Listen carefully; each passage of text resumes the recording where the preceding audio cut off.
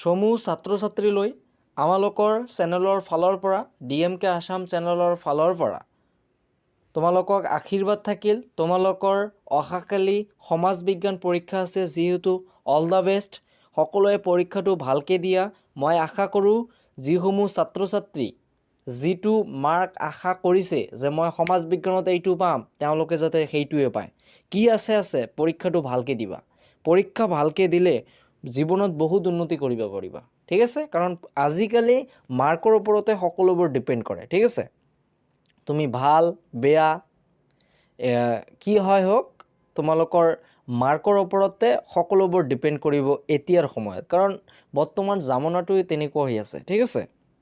আৰু এটা কথা কৈ দিওঁ তোমালোকক, পৰীক্ষাত যিসমূহ এনচাৰ তোমালোকে নোৱাৰা, সেই প্ৰশ্নটো অলপমান ভালকৈ মনোযোগ দি পঢ়িবা যে সেই প্ৰশ্নটোত তোমালোকৰ পৰা বিচাৰিছে কি।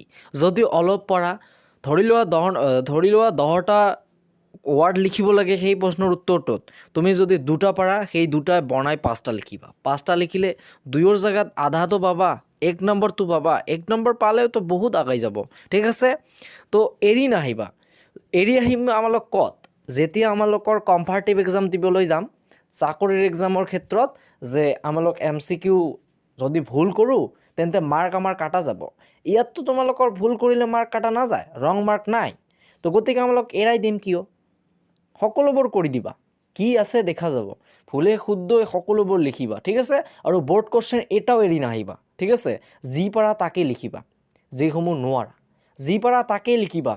কাৰণ লিখাৰ ওপৰতো বহুত সময়ত যিজন বহি চেক কৰে, তেওঁ লিখাৰ ওপৰতো মাৰ্ক তোমালোকক দিবলৈ চেষ্টা কৰে, ঠিক আছে।